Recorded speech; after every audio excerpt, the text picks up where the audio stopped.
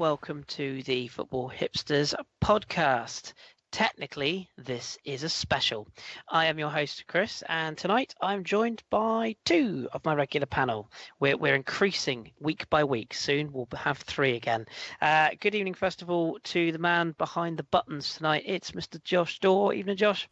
Good evening, Kris. It would be strange that there's an extra one in the room. I know, and that extra one in the room is a man who's been wandering around the mean streets of Milton Keynes this weekend. It's Mr. Ross Bramble. Hello, Ross. Welcome back. Good evening. Thank you for having me back. I say thank you for having me back. Thank you for having my internet back after its hideous showing in the past couple of weeks. Always a pleasure.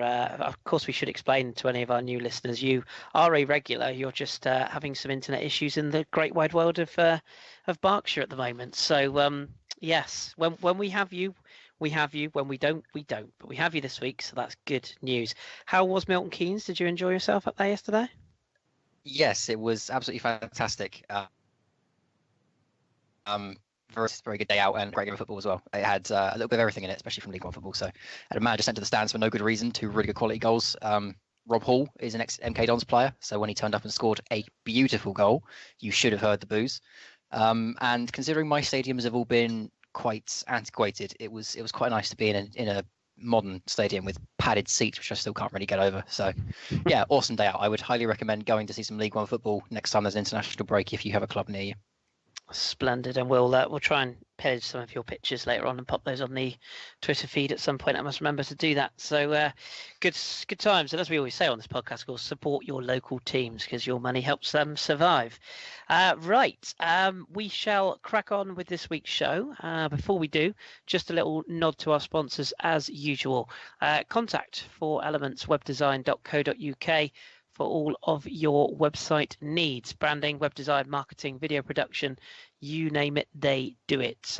Kris and the team are only an email or a tweet away, so do get in touch with them. You can find them on the wonderful world of Twitter. They are on Twitter at 4elementsdes. So please do give them a shout. Even if you've got a question, I'm pretty sure Kris and the team will be happy to answer that for you with regards to their skill sets. So thank you to them as usual. Right, this week, as I said at the start of the show, this is a little bit of a special because in case any of you have been living under a rock this week, the transfer window, I think I'm supposed to say it slams shut. I think that's the sort of regular thing we have to use, isn't it, terminology these days. So the transfer window closed both at home and abroad. So what we're going to do is we're going to just have a little bit of a discussion about the goods and the bads of the window. Mainly, of course, this week's dealings, but maybe touch on a little bit of what the teams have done throughout the window as well. We're going to focus heavily on the UK scene and then have a little bit of a wrap-up from the best of the European transfers. It's in Italy, Spain, France and Germany as well. So what we're going to do, gentlemen, is we're going to work our way through the Premier League first of all. I'm going to give you each a team and we're going to sort of give it a rating out of 10 as to how we think we have done. Now, shall we do it in alphabetical order or in team order? Let's get the worst out of the way first, shall we? Let's do it in alphabetical order. Ross, unfortunately, that means we have to talk Arsenal. So let's start where we mean to go on. How do you think they have got on this summer in terms of ins and outs? Anything that you particularly want to highlight and a score out of 10? Well, I think the ins that they've done are very good. Lacazette, I know, is one that you were dreaming of for years now, and it's finally been done. I mean, I watched him really for the first time last season in Liga and thought he was absolutely spectacular. So it's nice to see him get a move to a club like Arsenal. I think he can be a good use there, but it depends if they play the kind of football that is going to get the best out of him, and I'm not sure we've seen that so far this season. Kolasinac, whose name I've only really just learned how to say, is an excellent signing on a free transfer by all accounts.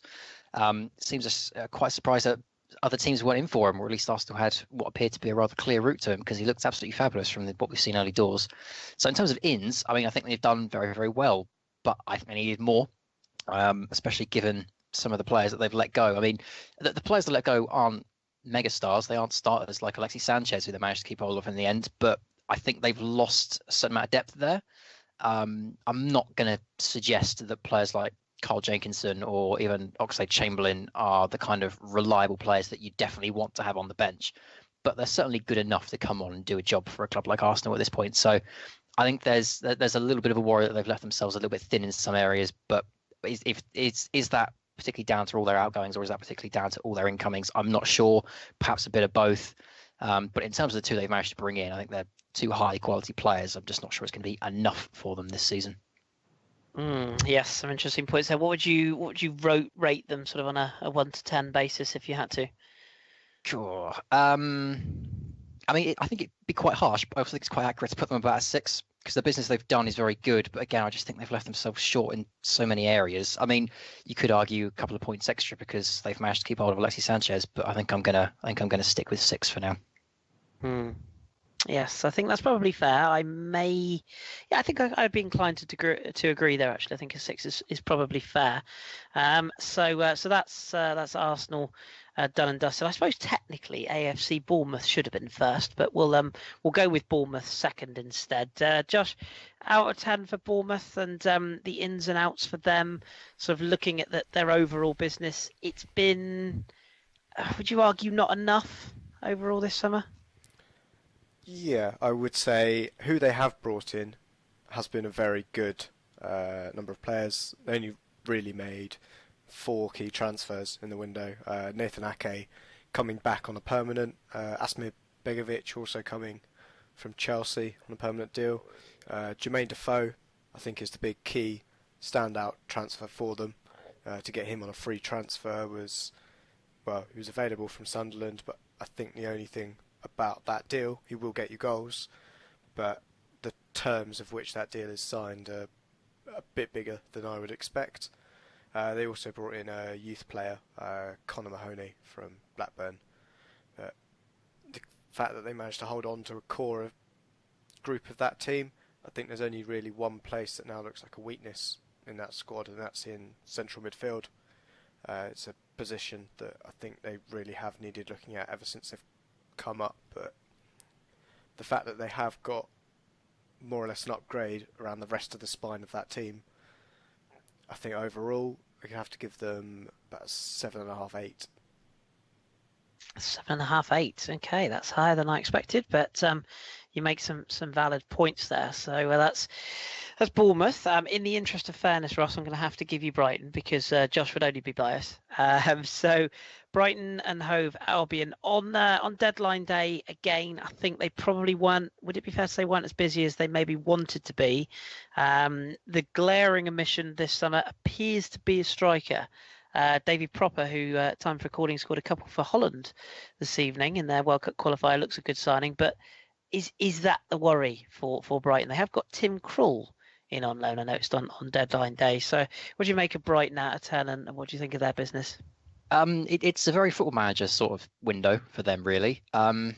Bizarre signings that I've never heard of and that people would never have guessed when the window actually started. I know there was a lot of talk before the window actually opened that maybe knowing that Jermaine Defoe wouldn't want to be at Sunderland, maybe they could nab him. And then suddenly you see players like Davy Proper, who many people, especially Brighton fans that aren't as aware of the European leagues, have never heard of before.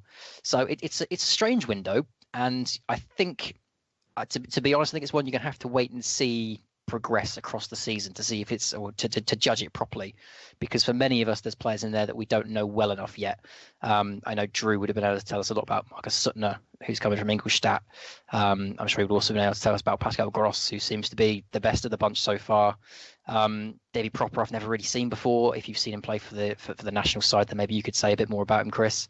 But I mean, they, like I say, they seem to have done some quite hipster Football Manager business, and it'll be interesting to see how it comes together, because they seem to have done what Huddersfield did last season, where they've brought in a very wide range of talent and now hoping they can gel them together with enough team spirit to keep them up. But I mean, the glaring omission, like you say, is a striker. I know Josh has been bemoaning the lack of a striker or window, and it seems like the Brighton players in interviews have been quite sympathetic to the fans' calls for a striker. They almost seem apologetic they didn't get one.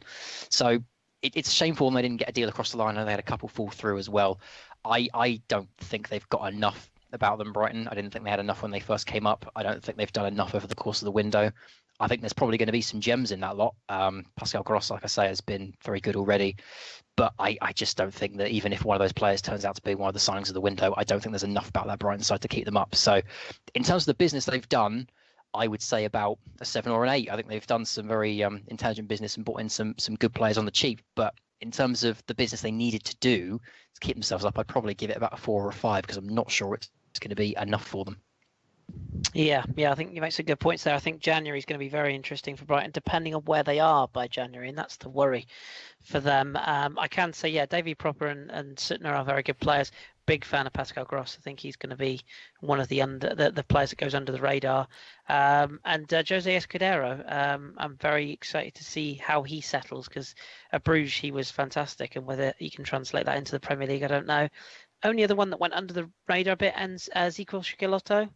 Vastly experienced. He's Uruguayan. Argentine, Italian. One of the two. He's Italian national. I believe he's played for them rather than playing for Argentina at his time at Inter. He just got the citizenship, so they didn't have to. So they can get another non-EU national into the squad. Gotcha. That makes I believe sense. That's how he holds his dual national. Clever. I like the way they've done that, and he's come in from Sporting Lisbon. I think he's going to be a decent little signing as well. Yes. You've also got Matty Ryan, who's come in, very underrated goalkeeper. I'm still angry that we got Tim Krul in, to be honest, because I think it completely hamstrung us on getting that striker over the line. Yeah, I think maybe that you took a loan deal, because in the Premier League, you're only allowed to have 2 loans from an English club, between the league. So having that deal go through on deadline day, and the fact that Vincent Janssen, who was one of the 2 strikers that was that we asked for the extension for, he didn't want to join on a permanent deal. You could have easily got him in on a loan if he was happy to go. So that's what kind of annoys me. I can't help but think that it was part of the issue that Matt Ryan had last weekend that prompted that decision to happen, though. But if it works out, nobody will mind. But you do have a good point there, a good point indeed. Speaking of good points, Josh, I'll stick with you for Burnley. As usual, again, rating out of 10. Business for them this summer. Chris Wood, I think, is probably the best bit of business they've done in terms of sort of a goal scorer, having got rid of Andre Gray to Watford. Jack Cork, Naki Wells, Jonathan Walters, Phil Bardsley, Charlie Taylor, I know Ross is a big fan of. Some decent business there, isn't it? But yeah, Chris Wood, probably the standout of the summer, 14.76 million coming in. Yeah, I think for the top level fee, he's certainly the most interesting, but I would have a look at Jack Cork. He's a player that is slightly different from the norm that we've seen in midfield for Burnley of late. I think he'd come in and certainly sit next and complement Stephen Defoe, who's still there. Overall, it looked like they've brought in a lot of strikers with Naki Wells, and arguably you can put Jonathan Walters in at that position as well. But it's a very intriguing lineup, I think, that they've brought in. Not sure how if they're going to change a style, because it almost looks like they wanted to go one way with bringing in a striker or a midfielder like Jack Cork, but then also continuing to upgrade at centre forward with Chris Wood, who I think arguably could turn out to be a better for Burnley than Andre Gray was for them. He's got a bit more about him. Ruined my fantasy team on the Telegraph though for leaving. Thanks for that, Chris. Absolutely. But overall, I think the fact they also managed to get one of the hottest prospects of the lower leagues, Charlie Taylor, in, then I think I've got to give them about a 7 for their dealings. Yeah, I think that's fair. And keeping their manager as well, I think is quite a big thing. Speaking of keeping managers, Ross, that brings us on to Chelsea. Antonio Conte, not a happy chappy in pre-season. Got some deals over the line in the end. It was obviously, we knew about Rudiger, we knew about Morata. They were the sort of the 2 biggies in the summer. What did you make of their deadline day purchases? less stellar names than expected. Would that be fair? Maybe, but I think someone like Zappacosta is going to be in the same mold as Marcos Alonso was last year. I think it's a name that you look at and think, well, why did they go for him? And then you actually watch him play in that system and you think, oh, that's why they went for him, because I think he's going to be very, very good at right back. Danny Drinkwater, I think, is a bit of a stranger one, not because he's not a good player, but I don't think he's Chelsea level myself. I think he could be, and that's probably why they brought him in, because they can bring him on, but I don't see him as there yet. So I wonder if he's going to get the game time he's going to need to be able to progress in that central position. But if you put him next to Bakayoko, I think that's a good partnership once it develops and evolves. So I can't really complain about the ins. It's the outs that worry me for Chelsea, and that's what's going to bring their score down when I mark them in a minute, because the sheer amount of players they've let out on loan. I mean, we know they do this quite a lot anyway, but I think this year they really handicapped themselves with the kind of business they ended up doing. Ake went out, Matic went out, Cuadrado finally left, Bertrand Traore left, Begovic, Chalobah. There's players in there that could have been useful in the first team, even if just as backups, and then they let them go. Some of them on loan, some of them on permanence. I don't think they did their business quickly enough or effectively enough to make sure that those kinds of loans were okay this year. So for me, I'd actually put their business somewhere about a 5, because the incomings are absolutely brilliant, but I don't think they've got anywhere near enough to cover the kind of caliber of player they've lost. And I do wonder that when you get to around January kind of time, thankfully for them when the window reopens, I wonder if they'll be not so much flagging, but certainly showing the signs of a squad that's not deep enough to carry on across Europe and in the Premier League, especially over the busy winter months. Yeah, some interesting signs, as Josh points out there as well. Kante and Drinkwater back together. It's like reuniting the old band, isn't it? But it's an interesting business for Chelsea. Just not quite the names maybe the fans would have been expecting. Maybe even Conte himself would have been expecting. But nevertheless, they've strengthened, I think it's fair to say. Palace, however, Josh, haven't really.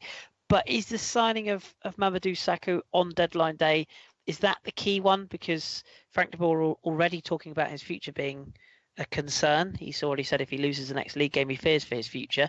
Is that Sakho deal the key deal when you look at their business over the summer? I think so. I think it's a player that they certainly chased all window. Whether or not he'll fit the de Boer style, though, is another question. I'm not sure if you can add on this, Kris, from the time of seeing him in France, but he never really struck me as a ball-playing central back. No. For me. So that's not really going to help de Boer in his quest to bring passing football, building from the back to Crystal Palace. But we'll have to see if he can shore up that defence, and perhaps they're just going to bypass him when it comes to it. Otherwise, I can continue to see him perhaps actually become a weak link within that defence if he can't get the ball out quick enough. But otherwise, they've had a very underwhelming window, I think. I would have thought a new manager coming in, that perhaps he would have looked at what was available and brought in a few more players that he might have had a knowing about. They've only really bought an additional centre-back from Ajax. I don't know a huge amount about him, but hopefully it will allow him to do what he wants with that team. But overall, I think it is a very meh window for them. I'd rate it probably a 4.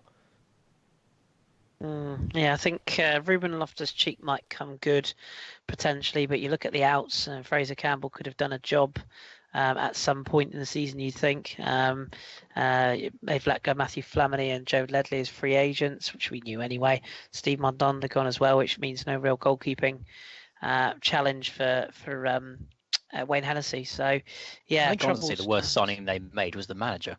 And don't get me wrong, I'm glad they ended up with De Boer, because it meant that we got Pellegrino. But I think that was probably the worst signing they made all window, because he's just so not Crystal Palace, and they don't have the kind of players they need. So I think that's a bigger concern than the business he's done. I would happen to agree, having watched him at Inter. I have to say, it doesn't look like it's going to end well there, but it is going well for your old nemesis, though, Ross, isn't it? Over at Goodison, Mr. Koeman. The purse strings were well and truly open this summer for him to. Oh dear. Sorry, I know it's painful, but off he went into the market, wallet flapping in the wind. they have made some good signings, haven't they? It's fair to say, Everton. It does appear that they have improved that side. Sigurdsson, Keane, Pickford, Klassen, Vlasic, Henry Onyekuru, who's gone back out on loan, Sandro Ramirez, Cuca Martina, probably the most odd one of the lot that you know well, and of course Wayne Rooney. So overall for Everton, losing Lukaku, is that sort of that's the big out? But have they done enough bringing in to sort of justify it, as it were?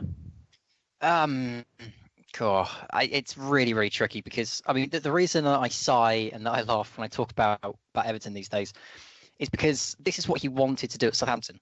He wanted us to go and spend X amount of £1 million so he could build a team which could go and win cups and go and challenge for the Champions League place. Because, like I keep saying, his dream job is the Barcelona job, so he wants whatever he can get in terms of cups and accomplishments to show Barcelona that he can do the job there. So he goes to Everton, they give him all this money, and he starts spending. And I sit here and go, oh God, it's just so much money, and I'm glad he's not spending it here.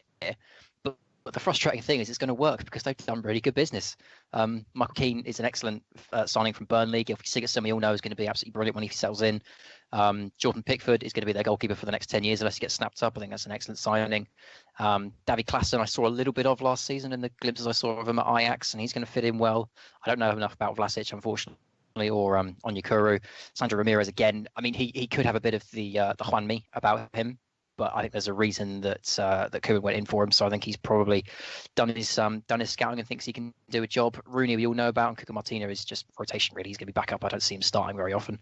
The problem, of course, is that it's going to bump quite a few of the kids out, which it already has. A lot of loan signings, which is good for their development, don't get me wrong. But it has meant that quite a few of the kids that I think could have been in and around the first team this year have now gone out on loan. There's still a couple that are going to be around, but I'm interested to see how it develops across the season, how many of those kids actually stay in the picture. I think Calvert-Lewin is probably going to be the only main one, aside maybe from Tom Davis, but I'm not sure I've seen him so far this season. So they have done good business. Don't get me wrong. I will sit here every week and I will sigh and I will laugh when I talk about Everton, but only because I know they're actually going to go and do what Koeman wanted, which is to go and buy their way to an FA Cup and a League Cup, and they're going to decorate themselves on some very nice trophies, and they're going to challenge in Europe, and they're going to be an excellent team. And I'm going to sit here and laugh because people will go, see, you should have kept him. You should have done this. And I'm going to be sitting here thinking, I'm glad he's not doing this here because it's an unholy amount of money. I mean, Everton spent nearly £200 million this window. That's ridiculous. It's absolutely insanity. And I'm glad he's not doing it here. So good luck to him. It's going to be interesting to see how they develop across the season, especially with Europe as well.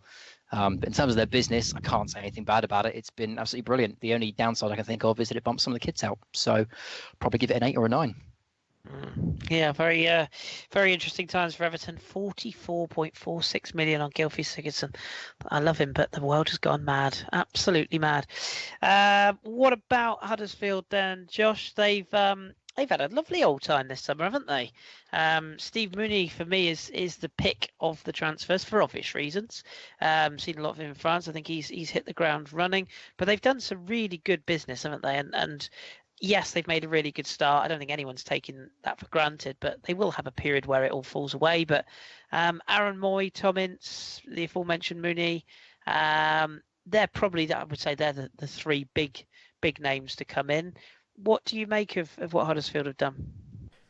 Yeah, I think when we saw Huddersfield in the Championship, they needed to get Aaron Moy in. That's all we knew when they went up. I think he's already shown early on that the Premier League is where he should have been anyway, and perhaps it's one that Man City should probably have looked at instead of having someone a bit like Fabian Delph. That they could have had Aaron Moy, who could easily come in and do a very good job for them, but it's to Huddersfield's benefit that they've let him go, and we saw with his goal a couple of weeks ago that he's certainly going to help them in this league. Tom Ince is an interesting one. I think he's one of those players that's kind of on the cusp of, you almost want a league between the Championship and the Premier League, and that's the kind of league he'd be in. I think Patrick Bamford would also be a striker that plays in that league. But otherwise, we've seen from Steve Mounier that he looks like he can score in this division, which is a really good thing for them. They managed to get basically a lot of firepower into this team to help get them up. And then from there, getting Kachunga in on a permanent is also a really good piece of business, I think, overall. Rob Green as well, just to give them a little bit of stability, just in case their first choice goalkeeper has a bit of a wobble. But also good to get rid of Naki Wells, because I think that Wagner said that he wasn't sure that he could cut it at this level. So to get rid of him was a good piece of business as well. I think that overall they've managed to get all the business that they wanted done more or less. So I'm not sure that'll be enough to keep them up. I think we might see them around the kind of March time drift off a little bit and drop, which could be their undoing, but they'll have a window beforehand to really deal with that if they do start to see them go off the boil. But overall, for this part of the window, I'd have to say probably a 9. Yeah, hard to disagree. I think they've done some really excellent business, and keeping their manager, again, probably key, because he was very well sought after in the summer. So, yes, good on Huddersfield. I hope they stay out, because I enjoy watching them, I must admit. Leicester are up next, Ross. Bit of a mixed bag again for Leicester City this summer. Some goods, some not so goods. But, yeah, overall, positive, keeping the likes of Vardy and, of course, Riyad Mahrez at the time of recording. Yeah, I mean, I think Shakespeare has done what Ranieri failed to do at the start of last season, which was remember exactly who they are and what made them so successful when they won the league. The kind of players they've brought in slot straight into the kind of positions that they needed covering, I think. I mean, Kelechi Iheanacho, I think everyone that's seen him play so far for Man City thinks that's an excellent signing. I think 25 million is probably overpriced, but given the context of the window, I don't know. It's difficult to know these days, but maybe that's a relatively good fee for him. Harry Maguire is an excellent player, and I think there was a lot of clubs involved in that particular transfer, but Leicester were the ones that managed to get a signature. The other one that I think is going to be a very impressive one is Alexander Dragovic, who, aside from Toby Alderweireld, is one of my favourite centre-backs in the world. So I think he's going to be a very good player for them. Only a loan deal, but I think he's going to be absolutely fantastic when he settles in, if he can get in over some of the other options around him. But I think he and Maguire can be a very good team. So, yeah, I mean, in terms of incomings, I think they've done very well. They haven't lost too many players in terms of outgoings.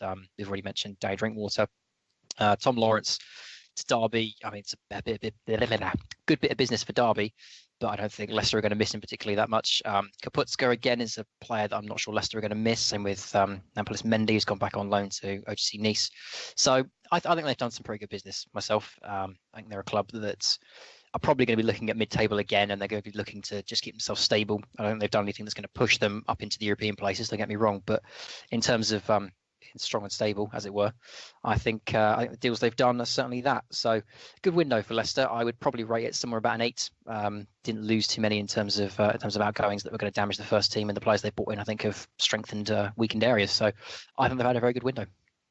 Yeah. Again, hard to disagree with you there on anything you've said there. I think keeping those two big guns up front, probably the biggest one, and maybe Kasper Schmeichel as well. I think he's quite key to that setup. Maguire, I've been really impressed with, must confess.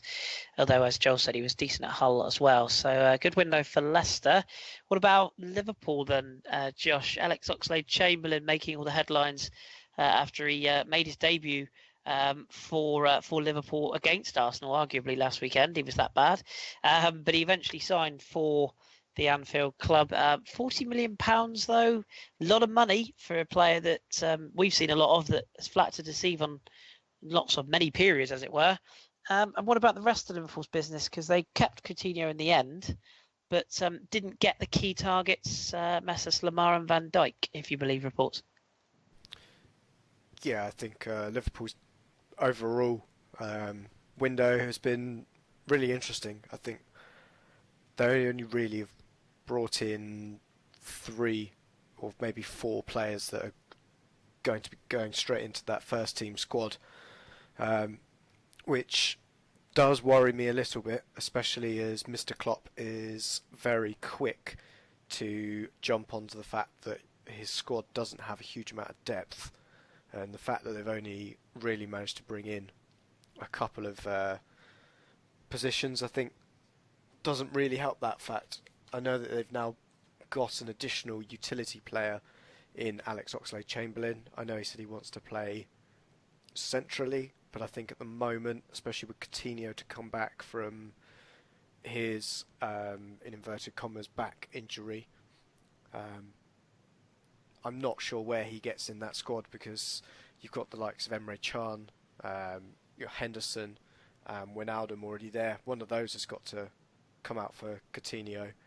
So it will be interesting to see where he goes. I think he might end up being cover for perhaps Mane, but I don't think the promises that he was going to get at Liverpool might be realised as quickly as he'd hope, especially in a World Cup year.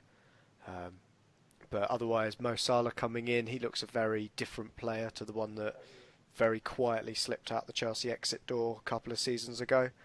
Looks to have matured in Roma and has come back and looks electric in the early games. I think he does fit the kind of Klopp system of basically the left-footed version of Sadio Mane to really give balance to those wing attack.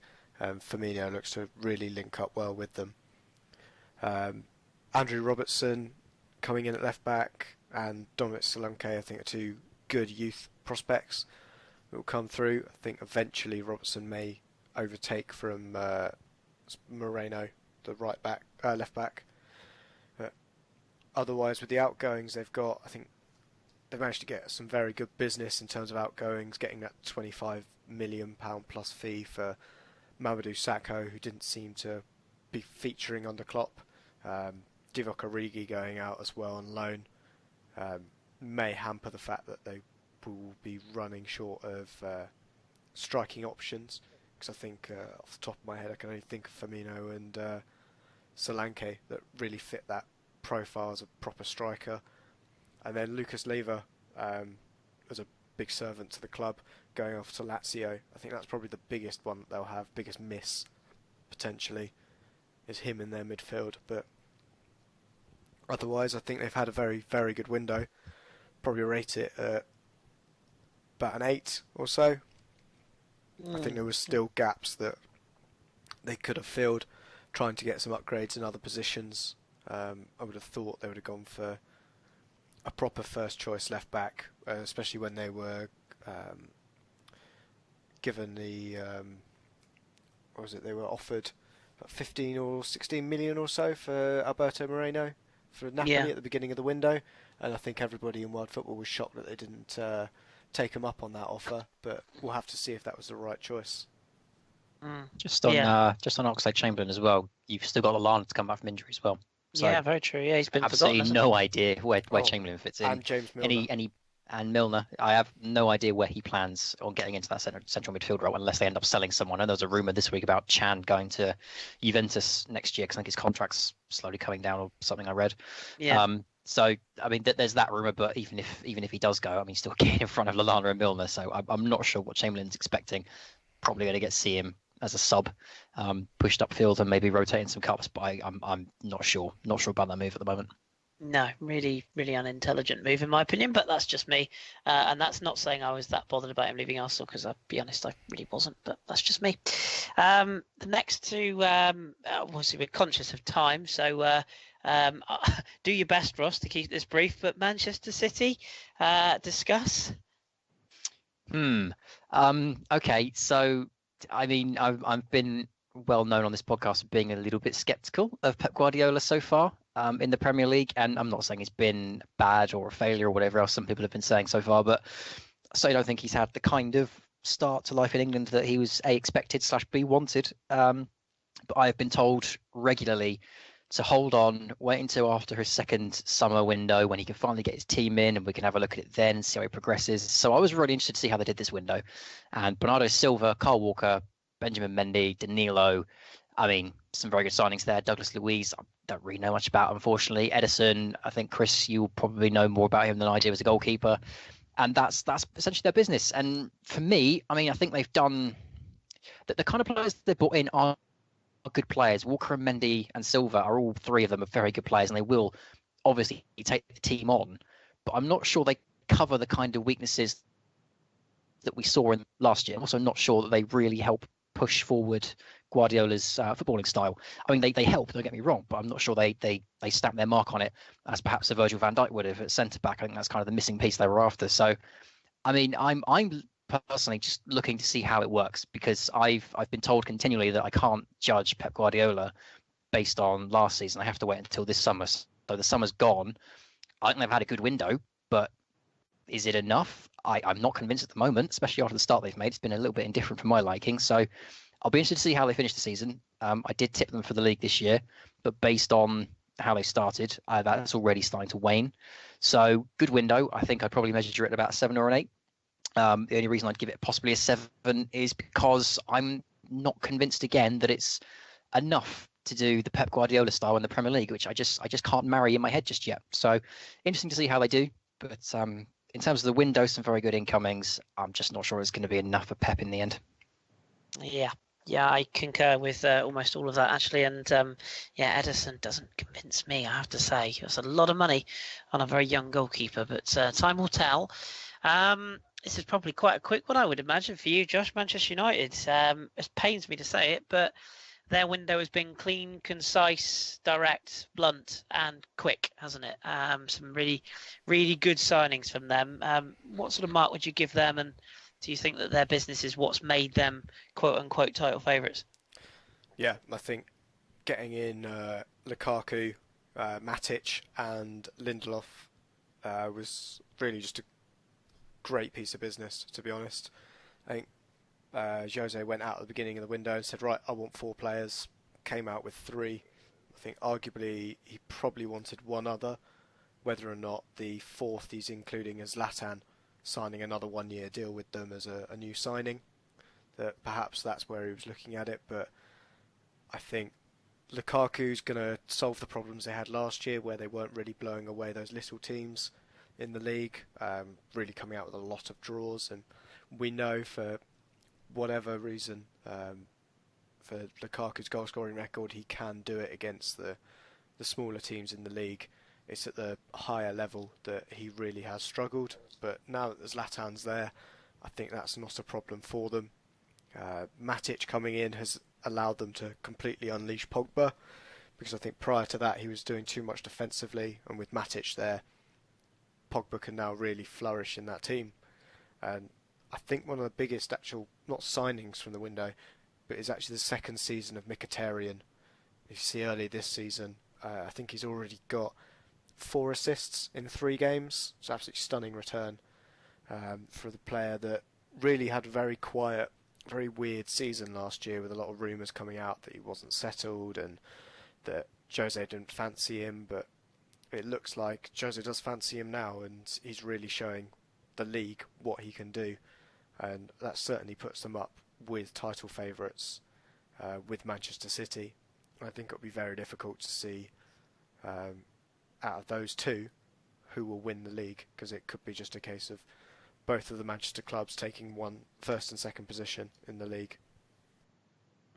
Yeah, it is a difficult one. Did I catch your score? I didn't catch your score there. Oh, sorry.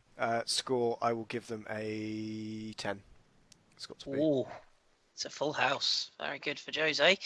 I think some very astute signings. I was a bit sceptical on Matic, but I'm being proved to have egg on my face on that one right now. So, yes, good shout that. Very good shout. Newcastle, Ross, where on earth do you begin with this one? I'll caveat this and ask you if keeping their manager was the biggest transfer of the summer, but is he going to stay there? Because they really haven't got a lot done, have they, in this window? No, I think that's the thing. If you ask me the question, was keeping the manager the best bit of business? Maybe, but it's going to be pointless by the look of things, because the business has been poor, in my opinion. I don't think they've got anywhere near enough. The signings they have brought in, I don't think they were going to be the top of Rafa Benitez's wish list. You know, you look at Jacob Murphy, who's an excellent player for Norwich, but is he going to be on top of that list? I'm not sure. Joselu from Stoke, I didn't even remember he was still there. Javier Manquillo, every time he's been in England, the clubs he's played for in Sunderland and Liverpool have both hated him. So I'm not sure. I'm not sure where this business has come from. It feels to me like they had a list of perhaps 5 or 6, and all of them got snapped up. So then they had to draw up another list, and whether they got these players from that list or a 3rd or 4th draft, I'm not sure. But I don't think it's the kind of business that Rafa was after at all. I'm not sure the money was there for him to make the kind of moves that he was after either. So I think it's a poor window. I really think it's a really missed opportunity for Newcastle, and all of the feeling that we had at the start of the season that they'd walk into the Premier League and finish somewhere mid-table. It'd be nice and safe. Dissipating very, very quickly. And I think if he does decide to pack it in, obviously rumours that he's ready to leave if something opens up, and West Ham would be of interest if Bilic does decide to leave. I think a club could probably tempt him at some point in this window, and if that happens, then I'm not sure where it leaves Newcastle and Project Rafa. So I don't think it's a poor window, and I think it could end up costing them their manager if something else comes along that he's interested in. So for me, it's probably about a 4 out of 10. I was going to go 3, so you're not far off where I'm thinking. It does seem like a really, really sort of strange club, such passionate fans, but time and time again they seem to get messed around, so not great for them. What about Southampton then, Josh? Naturally, I couldn't give this one to Ross, although I will ask him on one thing in a second, but is the one thing I'm going to ask Ross about the key thing of the business, keeping Virgil van Dijk. I'll let Ross have a rant about this because I know he wants to say something, but yeah, they've made a few decent signings as well. I think Wesley Hoyt will be a decent addition, probably to play with Van Dijk, ironically. But yeah, what sort of figure would you give Southampton for this summer? Yeah, I think that in January they had a window where they really needed to deal with the fact that they weren't scoring goals. So I think a striker wasn't necessarily the top of the list for them. I think Jay Rodriguez going out is a mutually agreeable transfer. I think that the injury issues that he had, I think it was a case that he wasn't really going to get the minutes this season. So it was a thing that you do need to leave for the sake of your career, and I think that was an amicable departure. But the signing for me that I'm really excited about is Mario Lemina coming in from Juventus. I think Southampton is the kind of club that he needs to be at. That's his level is slightly above that, but not one of the top teams in the league. But he can certainly progress and bring them up. Certainly an upgrade on Jordi Clasie, who was taking up that position prior. But I think overall, perhaps we could have seen another playmaker come in. I think early in the season, it's looked like perhaps creativity was missing from there, as well as maybe a striker who's more ruthless in front of goal. But what we've seen from this window, getting a striker in can be very, very difficult, especially one that you have a precise requirement of, coupled with the new manager coming in and learning that squad. I think Southampton do have a very, very interesting and diverse squad already. So I think it is a case of the manager looking at what he's got, playing with that team for a good couple of months, and then perhaps in January we'll see a bit more business just to make sure he gets the players in now that he knows exactly what he's got what he's got basically. I would overall probably give their window, I'd say about a 6 or so. Yeah. I think it could be slightly higher, but I think a 6 is probably about right for them. Yeah, maybe the addition of a centre forward, possibly. Ross, do you just want to have your quick say on Virgil van Dijk? Because I know you've got some quite strong views on what a lot of the pundits said would happen and didn't happen in the end. Yeah, I mean, I got quite worn down by it as the window went on, but it was transfer deadline day when it finally broke me. I've been saying it for months now, and if I knew it, then the pundits should have known it, and the newspaper should have known it. Van Dijk wasn't going. It's that simple, you know. New contract in January. We told him flat out, you can have this new contract, you can have the captaincy, but if you sign it, you're staying on for at least one more year. And that was the agreement. So there was no way he was leaving this window. It was either £75 million or he stays, and we didn't get that figure. So here he is. The deadline day, I thought, was such an insult to Southampton. I mean, we've had to put up with a lot of insults over the past few years from pundits and fans who just treat us like we're a cash cow. But this window in particular with Van Dijk, it seemed so abhorrent this year with pundits sat on live TV treating Van Dijk like he was already at Liverpool and talking about him as if he was already trying to fit him into the squad and how they play around him, and how Southampton couldn't hold on to a player as good as he was. There was pundits on the radio with rather dramatic and quite sad calls to Southampton to let him go and let him have his dream move to Liverpool, and it was all very insulting, frankly. We had Liverpool make an illegal approach for him over the course of this window. Throughout everything that Van Dijk has done, with some of his public statements, our position never changed. It was simple as you sign the deal you knew what you were signing on for, so you're staying. Simple as that. So the thing that pushed me over the edge was on deadline day when it got to around 3 o'clock in the afternoon, maybe a little bit later, and it was officially announced by Sky News that Van Dijk is staying. And they reported it like it hadn't been said at all at any point during this window. And that's when it brought it home to me that no one really cared what Southampton's position was. No one really listened to us. And that just pissed me off in the end. It was just incredibly frustrating to see. Did seem like a very sort of weird kind of end to it all. Professional outlets just knew everything that Southampton's been saying for the past 3 months over Van Dijk and only realising it with a few hours to go on deadline day. So I'm glad he stayed. He'll probably go next year. Sorry, go on, Kris. No, it's all right. Sorry, you slowed down and sped up then. It was the internet gremlins, so I thought you'd finished. So I do apologise cutting across you there. But no, I agree. I think there was a lot of disrespect served out at Southampton over this window, and that's the British media for you. Less said the better on that regard. But no, keeping him it's got to be a bonus, and pairing him with Wesley Hoyt could be rather interesting. Okay, what about Stoke then? Sticking with you, Ross.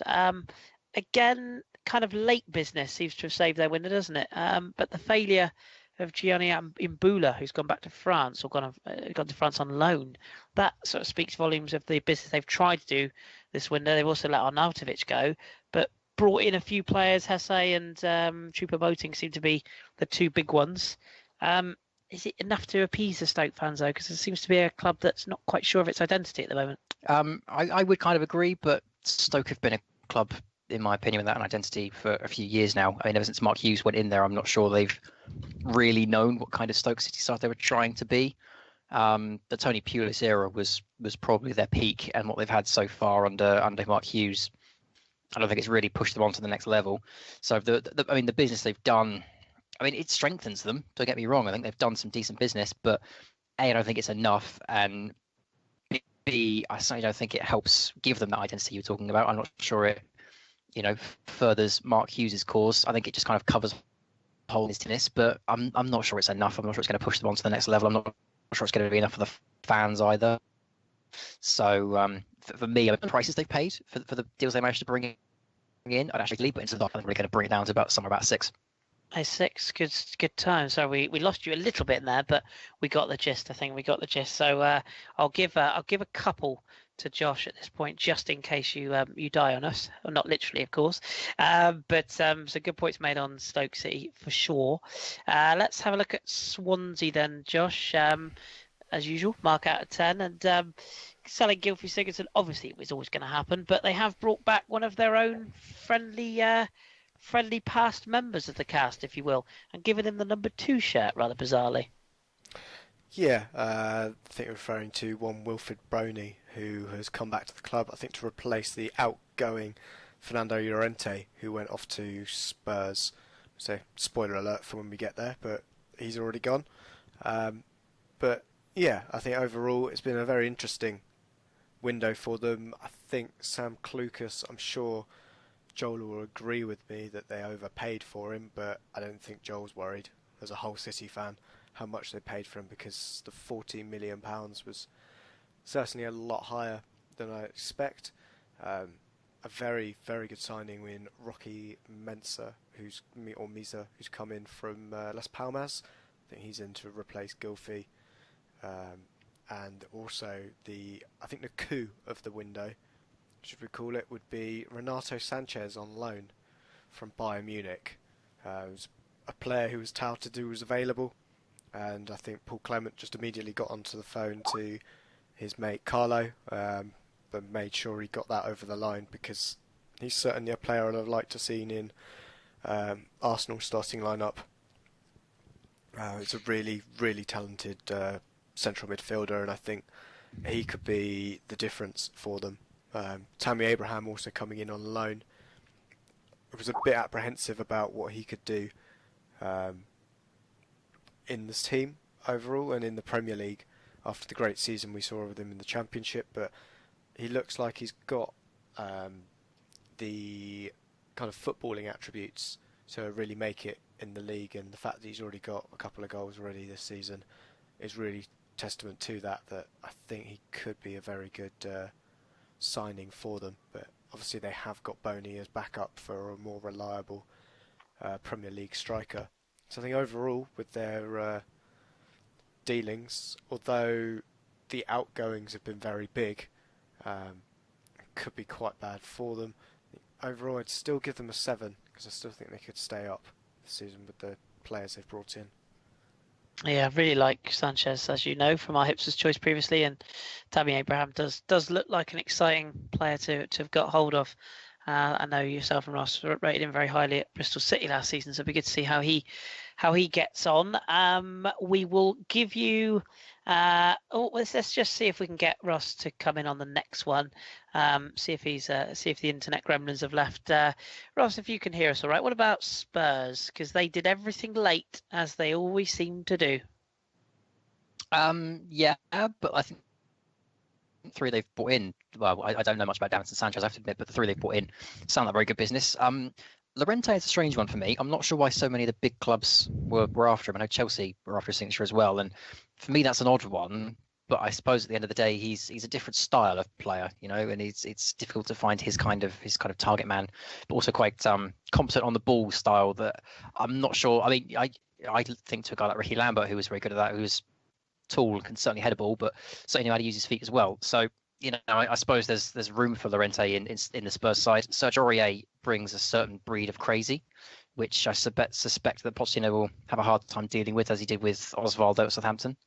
But I think in terms of the business they've done, I think it's quite good. But again, is it the kind of business they were hoping for? I suspect if you would have asked normal season, they would have liked a lot more done. But in a season like this, where they have the stadium move and the financial issues to consider as well, I think they've actually been quite clever in the way they've done their business. So I'd probably rate it somewhere about an 8 myself. Yeah, did it late, but did it good from what we can gather. And I suppose time will tell as to how those players settle into that Wembley hoodoo, of course, which we keep talking about week after week. Just sticking with you, if I can, with Watford, because I know that Marco Silva you were a big fan of last season. And I know Joel has been talking to us in the group about some of the moves that they've done on this window. What do you make of Project Watford / Udinese / Granada / whoever else they've got? Because their business has really looked good, hasn't it? They've really impressed me so far, especially with the English players that you know quite well of, the ones they brought in for them as well, particularly Will Hughes. So what do you make of Watford's business? I think you're seeing some kind of facelift for Watford, because they've been defined in the past few seasons by the sheer amount of international talent they've managed to cram in. I can't remember who it was that brought them up now, but one of the managers that was involved in the promotion of different languages in the dressing room, and it was all about how you manage that and how you bring these kinds of players together. And the past few seasons have only enforced the fact that Watford are a very diverse squad in terms of ethnicities and languages. This season they seem to have been bringing it back to an English core with Andre Gray, Tom Cleverley, Will Hughes and Nathaniel Chalobah, all of who that I quite like. I mean, Cleverley is probably at a point now in his career where he's at a level where he's peaked. I don't think he's going to be going any higher than that, and I think his stardom from the Man United days has quietly dropped 2 years. Indeed, I'm still a little bit skeptical. I don't doubt his ability, but I still say there's a reason he wasn't picked up 3 or 4 years ago. So I want to see him do well at Watford, and I want to see him realise his potential. But I think there's still something in there for me that just makes me wonder. And Chalobah, I think, is an absolutely excellent signing. Andre Gray kind of caught me by surprise, but that's not because he's a bad striker. It's mainly because of the £18 million that they spent on him. And as for the rest of the business, I mean, I don't know many of them because, again, they're a very football manager kind of window, Watford.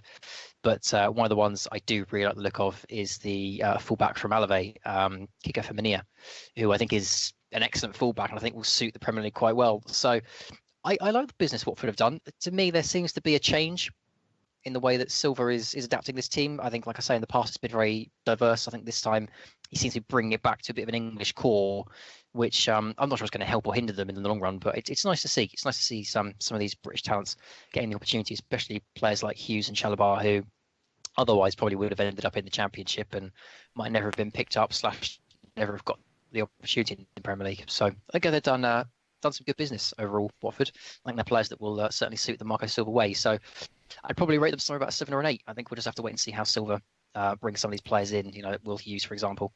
But overall, the business has been very good. I'd have to say on Andre Carrillo, it's another one who's come in from Benfica. If anyone has seen like Jefferson Farfan, his fellow Peruvian, that's the kind of winger that I would say he is. I saw him at his time at Sporting before he moved to Benfica.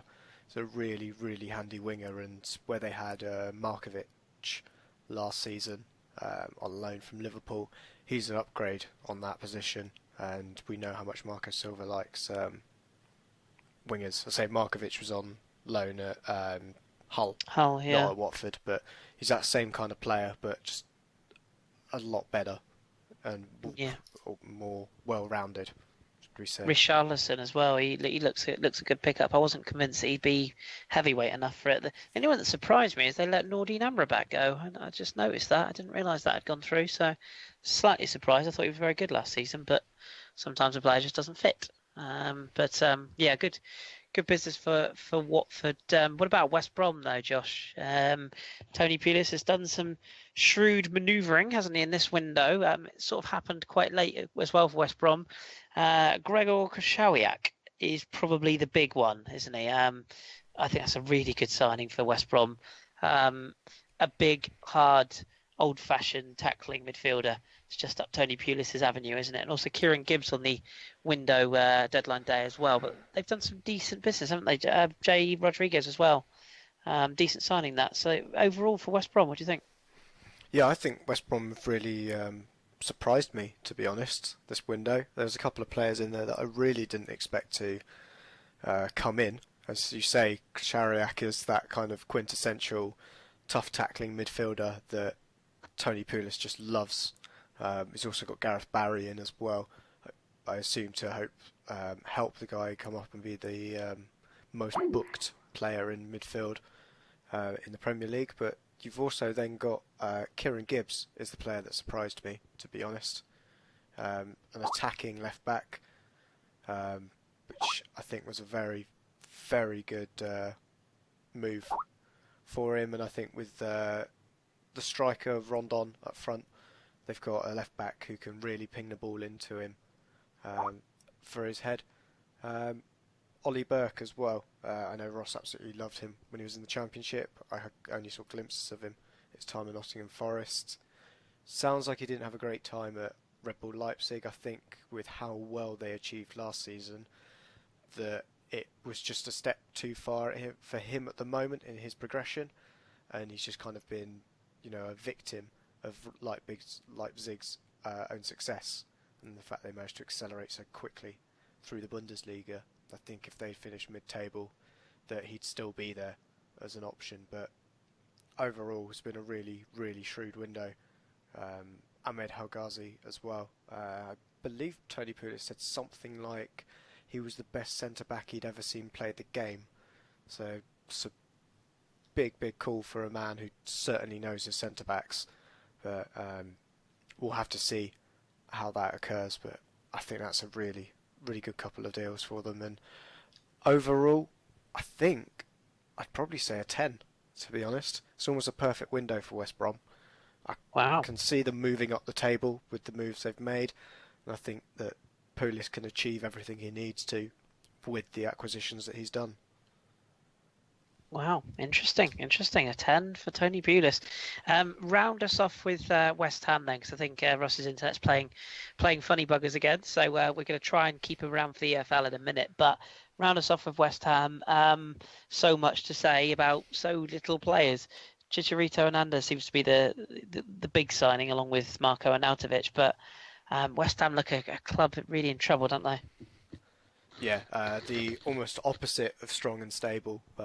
West Brom equal to West Ham, and yeah, Marko Arnautovic seems a very, very strange deal. £20 million plus on a player who you could say arguably wasn't tearing up trees at Stoke, but it's just a very odd deal overall. Chicharito, I think, is the coup of the window for them. I've not been too convinced with Joe Hart as a goalkeeper for a number of years. I think slowly but surely people are actually seeing that he did have a great defence in front of him at the time of Mancini, and also with Pellegrini was also quite a defensive manager, so was able to give Joe Hart the protection he kind of needed I think at Torino he was kind of exposed with a defence that didn't necessarily really exist. And I think what we've seen early on from his time at West Ham, that he doesn't look to be the keeper that he once potentially was earlier in his career. Zabaleta, I think, is your standard kind of astute lower to mid-table team signing of a player who's out of contract at a big club. And then Robert Snodgrass going out on loan to Aston Villa, I think is a very strange deal, especially all the things that he said afterwards about Bilic and the club in general. I think it's a very odd window, and I think fortunately for me as an Arsenal fan that the crisis and things that are going on in that boardroom might pale in comparison compared to what will be going on for West Ham this season, because they certainly seem to be the story to, keep your eye on. Yeah, I agree with that. I think they just look like a club rudderless at the moment, and I do wonder how long Bilic will be there, but we shall see in time to come. Now, sad news, listeners. We have lost Ross, I'm afraid. It was good while it lasted. For Josh, it's back to 2 again. So our apologies, but it was good to have Ross back, even if briefly. We promise we'll get his internet sorted one day. It's not his fault, unfortunately. The people he lives with don't have very good internet. Damn you. You're killing our listeners. But we'll plough on anyway, Josh. We've got through our Premier League teams. So that's the majority of those done. I'm going to hand the show over to you briefly here. What I really want you to do is just cherry pick through some of the kind of star names or surprising names from our EFL teams. So Leagues 1, 2 and Championship. Any particular deals that have caught your eye this summer window? Yeah, thanks, Kris. Let's start at the top, I think. The most expensive deal coming through. Ruben Neves from Porto to Wolves. I know that's a player that you've seen a bit of as well, Kris. Yes. Is it right in saying he's too good for this league? Because I'm pretty sure he is far too good for this league. I think so. I think he's capable of mid-table Premier League. Yeah, if Renato Sanchez is at Swansea, I think Neves could quite happily sit in there as well. Yeah, I think that's a very, very good signing from Wolves. We saw them do something similar with Helder Costa last year, but with Neves having his career tracked earlier in his youth, being captain of Porto in the Champions League only 2 seasons ago at 18, I think that really tells you what kind of player they've managed to get hold of, and I'm sure he'll be a case of they'll flip that player if they don't go up this season and double their money on him easily. Another one to have a look at. So Middlesbrough are really busy in their window, bringing in a lot of big hitting strikers, but the one I want to have a look at was actually Lewis Baker in midfield, one of the many players that has gone out from Chelsea, but he looked probably the most promising with all the various under X tournaments that occurred. He was probably the star player in England's under 23s, if I get that one right, across their I think runner-up place. I can't think if they won or not. There's been so many international tournaments. Hasn't that just?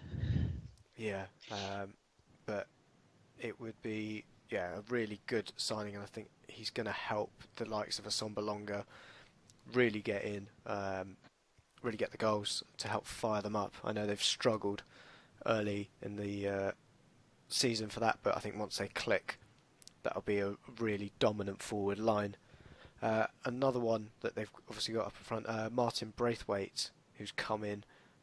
Kris, what do you reckon to Braithwaite at this kind of level? I know you know a bit about him. Yeah, and I know he hasn't exactly set the world alight when he's come in, but he was very good at Toulouse. He's a Danish international, people forget as well.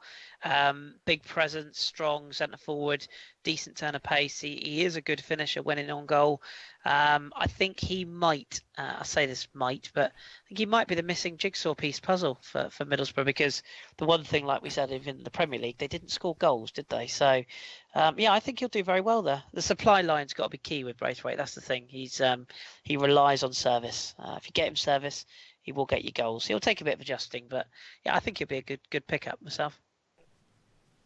Yeah, I think another one just to go on to have a look at a couple of interesting ones in terms of secondary strikers and attacking midfielders. But Lee Tomlin going over to Cardiff.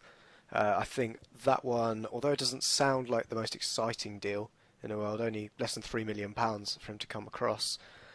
But if it's a player that Neil Warnock knows well, and I think if he can get him playing in that Cardiff team, that's really going to help their credentials of being the dark horse to get probably into the playoff positions, potentially end up getting promoted next season. The other player who's gone in at Hull, John Terrell, ex-Arsenal, done his time in Spain as well on loan, came through from the Barcelona academy. Kris is kind of a left-footed attacking playmaker. Do you think after the couple of spells he's had in the Championship that Hull could be a settled home? Yeah, I do. I think he'll do well there. They've got this lad Bowen, haven't they, that's playing there at the moment for Hull. I don't know whether he'll displace him. And of course, they managed to keep Kamil Grosicki, who I really, really rate, the Polish international. So I don't know how much game time he's going to get at Hull. Hopefully plenty. But when he was at Brentford, he was very, very good. Was it Birmingham he went to briefly after that for half a season as well? Yes, he was at Birmingham. Yeah, I think particularly at Brentford, I thought he did look a star. I think even Arsenal fans were talking about bringing him back and fast tracking him into the first team setup. So, yeah, I think he will. I think he'll find a home at Hull. It's all just going to be about how much playing time he gets. But with such a big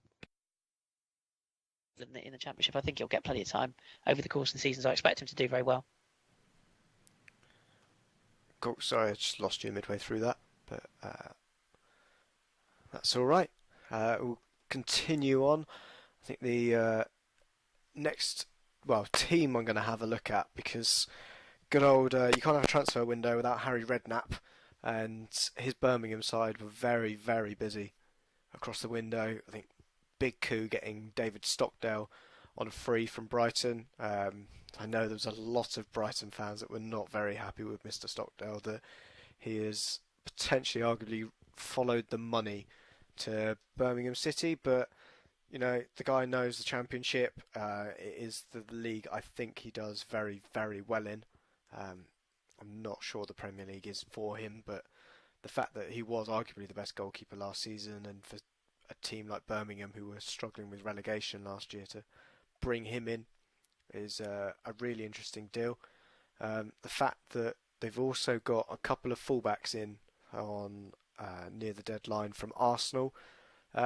Probably the most exciting one of those two, I would say, would be Cohen Bramall. Trying to think where Arsenal signed him from. He was for a non-league. Was it Hungerford or Hensfield? Somewhere weird in the Midlands, I will say. That kind of area.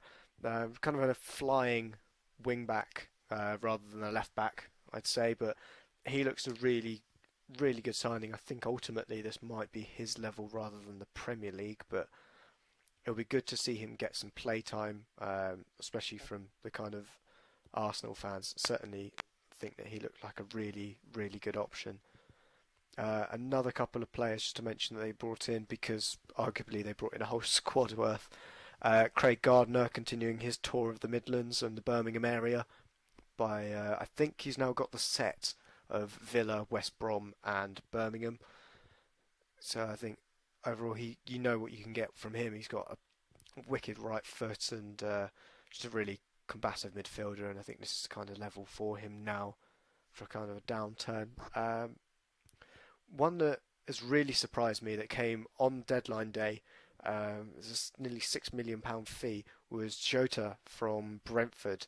Now, he was the man that I was hoping would come back to fitness, drop back into the Brentford side and really continue and help bring their season back, because ultimately they looked to be scoring quite a few goals early doors but not really managing to convert them. And the fact that he's gone off to Birmingham is a really interesting deal, because I thought at Brentford he could have done really well for them. In terms of another interesting move, I would have a look at probably Tyus Browning, who's gone in at Sunderland, one of the Everton players that unfortunately with everyone that's come in has moved down and out on loan. Really interesting centre back, good with his feet, another one of the kind of English players that did well over the summer. And I will finish finally with, and I've got to remember which side he moved to, it was Jackson Irvine, who has just gone to Hull, if I remember rightly. That was a transfer deadline day move. Looks to be really interesting. Hull have done some very, very good business across this window, and I think Irvine, being one of those, is really quite good. They've brought in a new kind of strike force, and I know Joel is very happy with the dealings they've done, but again, they've almost brought in a whole new squad. In League One, I would say some of the couple of big ones in there. Peter Whittingham coming in on a free transfer to Blackburn. It's a long servant of Cardiff City, but for him to come down to Blackburn, I think it's a really interesting signing for them. Another player who has come in on loan down to Northampton Town, Matt Grimes. A lot was thought of him before he made his move up to Swansea a couple of seasons ago. It's one to have a look from, because this was the kind of league where he made his name and have ultimately got him his move. And one final one, Michael Turner, previously of Hull, and I like he's just gone on free to Southend United. A really, really interesting move for him as well. Join up at Southend, who look to be doing big things down in League One. And the final transfer that we'll have a look from England, so that'll be a nice little story about Luton Town striker Aaron Jarvis, who signed for them from Basingstoke on deadline day. However, to do so, he had to miss his shift at Tesco in order to do that. That is proper lower league stuff. Hello listeners, sorry to interrupt the podcast. It's me, John. You might still recognise my voice. Sorry I haven't been around much this season. I'm still here in the background. I just can't record a lot at the moment. I'm very, very busy. But hopefully I should be back on soon. It'll just be a little bit more sporadic than maybe what you're used to. We unfortunately lost part of the pod recording, so that's why I'm here talking over the top of this little part right now. Yeah, I know. I'm not around and everything goes horribly wrong. What do you expect, really? Everything should be back to normal as of next week. I think I've taught Kris how to press start and stop on the record button. So other than that, I hope you enjoyed what we got of this week's pod, and it's just left for me to say keep your beard strong and your glasses trendy, and we will speak to you soon.